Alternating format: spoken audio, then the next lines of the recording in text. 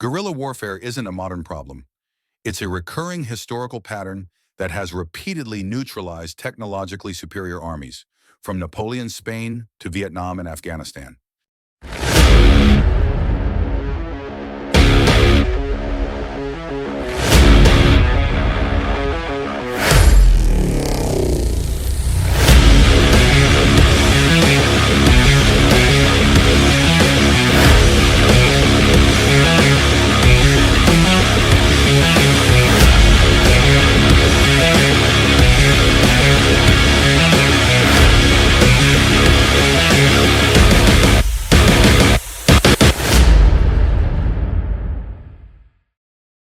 How guerrilla warfare defeated conventional armies.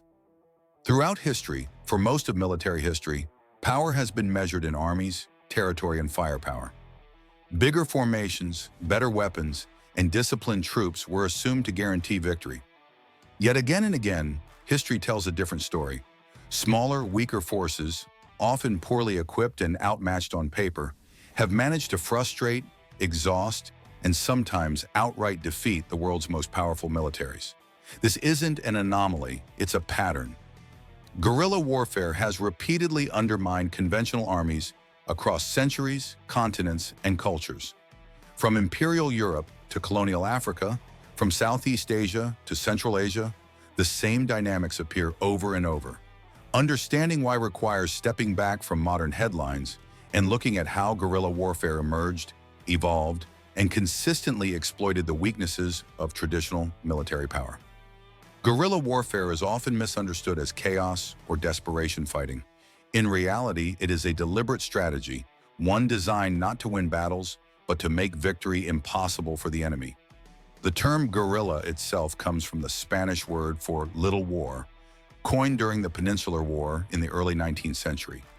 When Napoleon invaded Spain in 1808, he expected a swift campaign. His Grande Armée was the most advanced fighting force in Europe, hardened by years of near-constant warfare. Spanish regular forces collapsed quickly, and by traditional measures, France had won. But the war did not end. Spanish civilians, militias, and irregular fighters began attacking French troops in ambushes, raids, and sabotage operations. They avoided open battle, struck supply lines, assassinated isolated units, and disappeared into the countryside. French forces controlled cities and roads by day, only to lose control the moment they moved beyond the protection of massed troops. Napoleon would later describe Spain as the Spanish ulcer, a wound that never healed.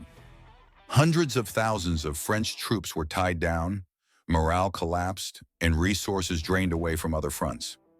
The guerrillas did not defeat France on the battlefield. They defeated France strategically by making occupation unsustainable. This was the first modern demonstration of a recurring truth. Conventional armies are built to defeat other armies, not to dominate hostile populations. A similar lesson unfolded decades later during the Boer War at the turn of the 20th century. The British Empire, at the height of its power, invaded South Africa expecting another colonial victory.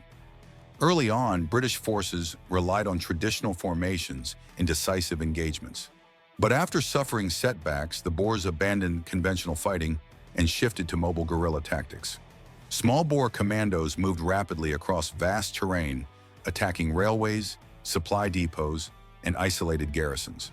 They blended into the local population, exploited intimate knowledge of the land, and refused to be drawn into decisive battles. British numerical superiority became a liability. Every additional soldier required food, protection, and logistics across enormous distances. To counter the guerrillas, Britain resorted to blockhouse systems, scorched earth tactics, and concentration camps for civilians. Militarily, these measures eventually suppressed Boer resistance.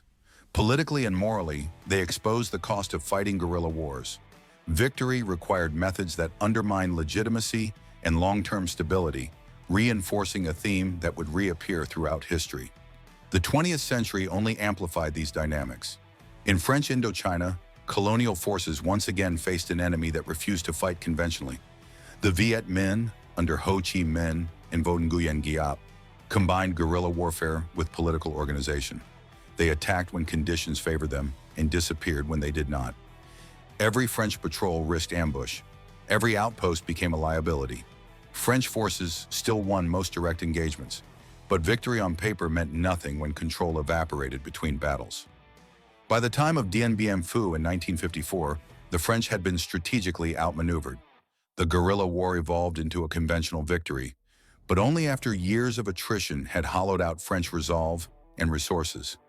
Vietnam followed a similar arc, though on a much larger scale. The United States possessed overwhelming air power, artillery, and technology. It could win battles almost at will. Yet the Viet Cong and North Vietnamese forces focused on endurance, not annihilation. They accepted losses in exchange for time, knowing that political will, not battlefield dominance, would decide the war. Guerrilla operations eroded the perception of control. Attacks occurred everywhere and nowhere at once. Villages were friendly by day and hostile by night. The battlefield had no front lines, no rear areas, and no decisive engagements that could end the war. The conflict became a test of patience and legitimacy, not firepower. History repeated itself again in Afghanistan. When the Soviet Union invaded Afghanistan in 1979, it deployed a modern, mechanized force against tribal fighters, armed largely with small arms and local knowledge. Soviet units controlled cities, airfields, and major routes. But outside those areas, control was illusory. Mujahideen fighters ambushed convoys, attacked outposts, and vanished into mountains that neutralized Soviet mobility and armor. The war became a slow bleed. Every helicopter shot down, every convoy destroyed, every soldier killed far from home chipped away at Soviet morale and domestic support. The Soviets were not defeated tactically. They withdrew strategically, having concluded the cost outweighed any achievable gains. Across all these conflicts, certain patterns remain constant. First, guerrilla warfare thrives on asymmetry. Guerrillas do not seek parity, they exploit imbalance. Conventional armies depend on logistics, communication, and centralized control. Guerrillas target those dependencies. A supply convoy destroyed hurts more than a platoon lost. A disrupted road matters more than a lost hill. Second, time favors the guerrilla. Conventional armies operate under political timelines, elections, budgets, public opinion. Guerrilla forces operate under generational timelines. They only need to survive. Every year the conflict continues without resolution is a strategic win. Third, terrain and population are weapons. Mountains, jungles, cities, and civilian density complicate detection and engagement. Guerrillas use the environment not just to hide, but to shape how conventional forces must fight. Fourth, legitimacy matters more than casualties. Guerrilla movements aim to undermine the enemy's moral authority. Civilian harm, forced relocations, and heavy-handed security measures often do more damage than guerrilla attacks themselves. The stronger force risks becoming the villain simply by trying to impose control. This does not mean guerrilla warfare always succeeds. History also shows its limits. Guerrillas struggle to hold territory, govern effectively, or transition to stable rule without evolving into conventional forces themselves. When popular support collapses or external backing dries up, guerrilla movements can wither quickly. But the central lesson remains. Conventional superiority does not guarantee victory when the war is fought among the people. From Napoleon's Spain to the jungles of Vietnam and the mountains of Afghanistan, guerrilla warfare has repeatedly exposed a fundamental weakness in traditional military power. Armies built for decisive battles struggle when there is no decisive battle to fight. Technology, discipline, and numbers lose their advantage when the enemy refuses to play by the expected rules. This is not a modern problem. It is not a failure of training or leadership unique to any one nation. It is a historical constant, one that reappears whenever powerful states attempt to impose control through force alone. History shows that guerrilla warfare doesn't defeat conventional armies by winning. It defeats them by refusing to lose. And that distinction has shaped the outcome of wars for over 2 centuries.